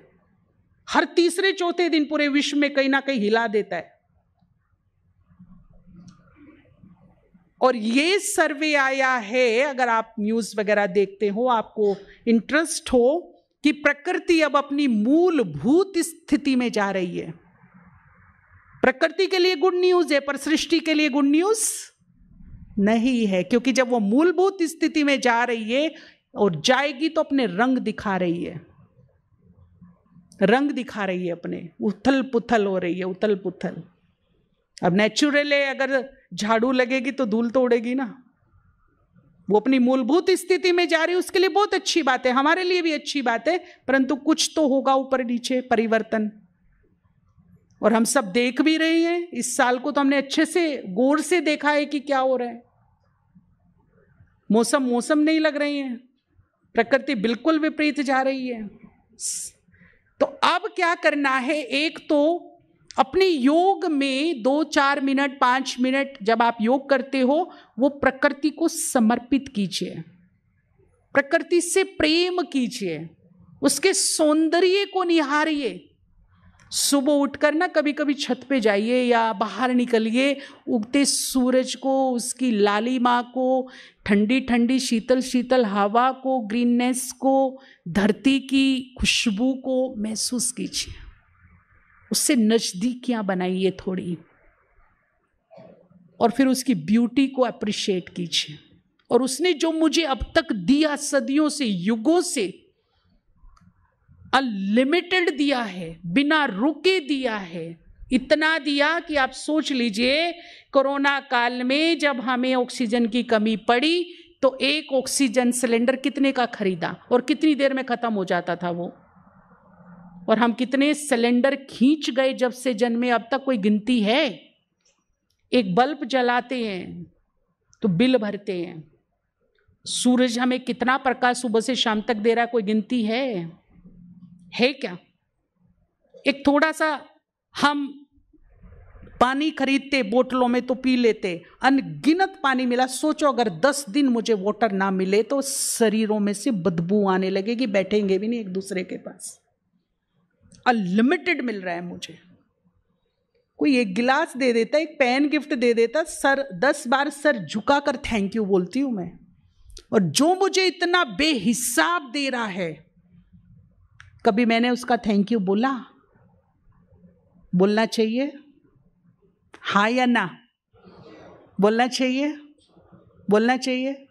शुरू कर दीजिए आज से, दोस्ती कर लीजिए टाइम रहते प्रकृति से, सेवा कीजिए, प्यार कीजिए उससे, भगवान से पावरफुल सकाश लेकर के एक एक तत्व को अपने सामने खड़ा हुआ देखिए, ये फील कीजिए ऊपर से मुझे मिल रहा है प्रकाश और यहां से उस तत्व में समा रहा है। आकाश को सामने खड़ा हुआ देखिए, अब धरती मां को देखिए, कभी वायु तत्व एक देव रूप में खड़ा है उसे देखिए और आप देखिए कि आपकी एनर्जी उसमें समा रही है, आपको ऊपर से मिल रही है। यहां से जैसे एक करंट ऊपर से आई और वो करंट फिर यहां से उसमें गई। कभी शांति की करंट दीजिए, कभी प्योरिटी की दीजिए, कभी शक्ति की करंट दीजिए और साथ में धन्यवाद भी दीजिए। जब हम भोजन खाते हैं ना, बहुत सुंदर मौका है। पहले जमाने में जो हमारे दादाजी परदादाजी होते थे ना, तो एकदम अटैक नहीं करते थे भोजन पर, वो थाली सामने आए और शुरू। बहुत नियम थे पहले, हमारी समझ में नहीं आते थे ये क्या करते हैं। एक लोटा आता था साथ में पानी का, जमीन पे बैठते थे, भोजन एक लकड़ी के पट्टे पर रखते थे, एक लोटा साथ में आता था, उस लोटे में पानी भर के ऐसे ऐसे कुछ तो करते थे, ऐसे ऐसे, और फिर 3 बार ऐसे ऐसे ऐसे, है ना, और फिर उस भोजन को बड़े सम्मान से स्वीकार करते थे। आज भिंडी क्यों बनाई है पता नहीं, गैस होती है मेरे को, उड़द की दाल बनाने को मना किया है ना, क्यों बनाई है? ले जाओ इसे थाली को उठा के, नहीं खाना मुझे। और खाना तो हबड़ तबड़ में, देर हो रही, जल्दी दे दो, आधा चबाया आधा निगल गए, दांतों का काम आत कर रही हैं और फिर सारा दिन परेशान होके घूम रहे, पेट फूल रहा है। ये कोई ढंग नहीं है। हमारे महान पुरुष कह के गए हैं, भोजन भजन एकांत में शांति से बड़े आराम से कीजिए। लेकिन हम कैसे करते हैं? हमारे पास टाइम नहीं है, अपने लिए टाइम नहीं। हम नहीं होंगे तो फिर क्या करोगे? हम होंगे तो सब कुछ होगा, हम ही नहीं रहेंगे, हम खुद का ख्याल नहीं रखेंगे तो फिर होगा क्या, करेंगे क्या? तो एक तो प्रकृति की किसी भी वस्तु का अपमान नहीं करना। परहेज हो सकता है, वो अलग बात है।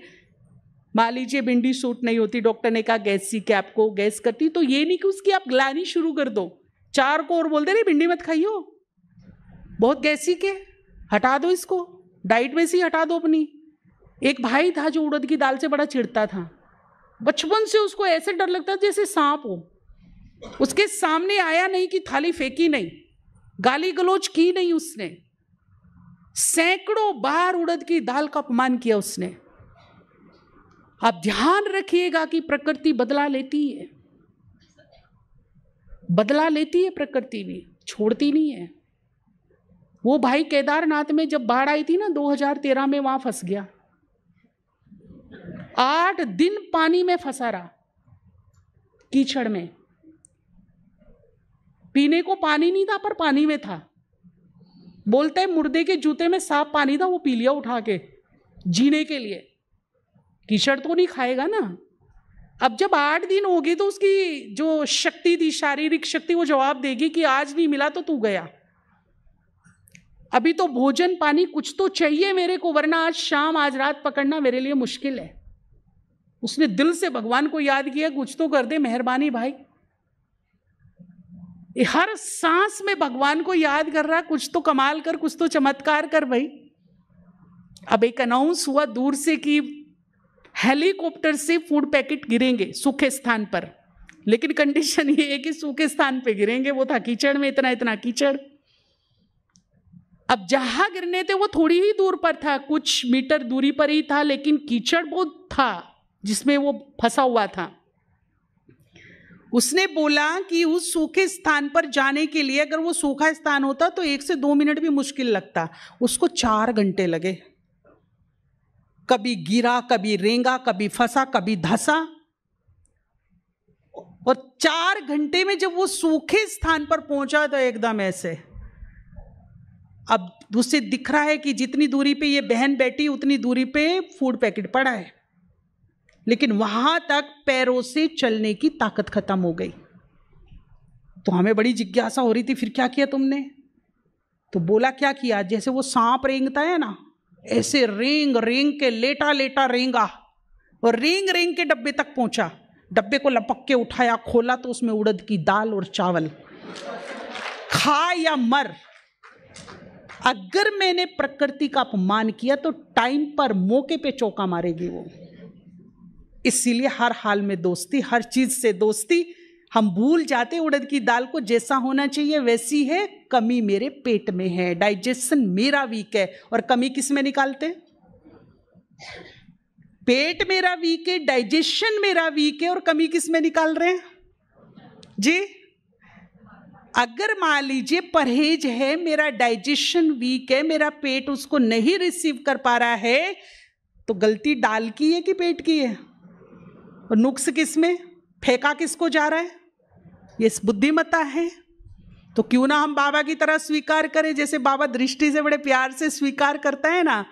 तो जब कोई ऐसी चीज सामने आए तो उन्हें प्रेम से धन्यवाद बोलना, उनको बोलना आई लव यू भिंडी, आई लाइक यू उड़द की दाल, आई रेस्पेक्ट यू, तुम बहुत टेस्टी हो, बहुत अच्छी हो, पर आई एम वेरी सॉरी, मेरा पेट वीक है। मैं तुम्हें दृष्टि से स्वीकार करता हूं, तुम्हारे टेस्ट को एंजॉय करता हूं, फिर प्यार से साइड में कर दो। तो अगर आईवेल में विनाश काल में उससे पाला पड़ा तो वो दोस्ती से क्या करेगी? आराम से अंदर बैठ जाएगी, क्योंकि मैंने उसे भरपूर सम्मान दिया है, दोस्ती की है, प्यार किया है, लाइक किया है। तो वो मेरे पेट में जाके क्या नहीं करेगी? हलचल नहीं करेगी, हजम हो जाएगी आराम से। एक तो ये बात का ध्यान रखेंगे, किसी भी प्रकृति की वस्तु का अपमान नहीं करेंगे। दूसरी बात, जब भोजन सामने आए विधिवत खाएंगे, उसको संजीवनी बनाएंगे, अमृत बनाएंगे। तो सबसे पहले बाबा का धन्यवाद, और धन्यवाद ऐसा हो जैसे राजकुमारों का, शहजादियों का, भले ही अचार और रोटी हो, पर जो धन्यवाद निकले ना वो शहजादों वाला निकलना चाहिए कि बाबा ये सृष्टि के पालन करता, आप हमारी पालना कर रहे हो, शहजादियों की तरह पाल रहे हो, इसके लिए लाख लाख पालन करता तेरा खूब खूब धन्यवाद। फिर हम प्रकृति के 5 तत्व से वो वस्तु तैयार हुई है उसका धन्यवाद करेंगे।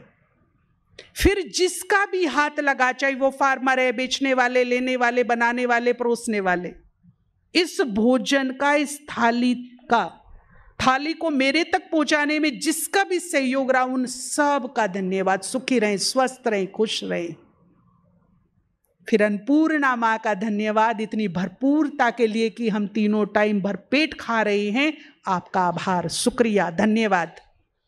और एक रिक्वेस्ट जरूर करिए अन्नपूर्णा माँ से कि एक अर्जी है कि मेरे भारत में सब भरपेट सोए, इतनी मेहरबानी करना, कोई भी भूखा ना सोए मेरे भारत में। एक अर्जी डाल सकते हैं कि नहीं डाल सकते? डाल सकते हैं ना। फिर जो भाई जी सिखाते हैं, जो हमें बाबा ने सिखाया है, हम दृष्टि देंगे भोजन को 3 बार या 5 बार, मैं परम पवित्र आत्मा हूं, या फिर मैं मास्टर सर्वशक्तिवान हूं, संकल्प करेंगे। भोजन को बड़े प्रेम से स्वीकार करेंगे। अब वो भोजन नहीं रहा, अब वो क्या बन गया? अब वो प्रसाद है, अमृत है, संजीवनी है, जो मेरे शरीर में बिल्कुल फिट बैठेगा, मुझे ताकत देगा, शक्ति देगा, मेरे मन तन को ठीक रखेगा। ये भोजन करने का तरीका सीखना है। तो प्रकृति के 5 तत्वों को सकाश भी देना है और धन्यवाद भी देना है। और तीसरा है किसी का दिल। अब ये टाइम की डिमांड है कि अब किसी का दिल बोलिए, बस सुबह उठ के एक दृढ़ संकल्प करेंगे कि हम सद्मार्ग पर चले, हम सुख के सागर की संतान सुखों से भरे हैं, हम शांति के सागर की संतान शांति से भरे हैं, हम प्रेम के सागर की संतान प्रेम से भरे हैं। इसीलिए सुख, प्रेम, शांति बांटते हुए ये पूरा दिन आज हमारा चलेगा। किसी को भी हम दृढ़ संकल्प करें, संकल्प में बड़ी ताकत है। मन से, वचन से, कर्म से, व्यवहार से किसी को भी हम तकलीफ, कष्ट, दुख, अपमान नहीं देंगे। अब हम किसी का दिल नहीं दुखाएंगे। तो सुख हो गया, मुस्कुराना, शुक्राना और किसी का थैंक यू। आप सभी सुखी रहें, स्वस्थ रहें, निरोग रहें, खुश रहें। आपका परिवार हंसता खेलता आबाद रहे। बहुत बहुत धन्यवाद, बहुत बहुत शुक्रिया। ओम शांति।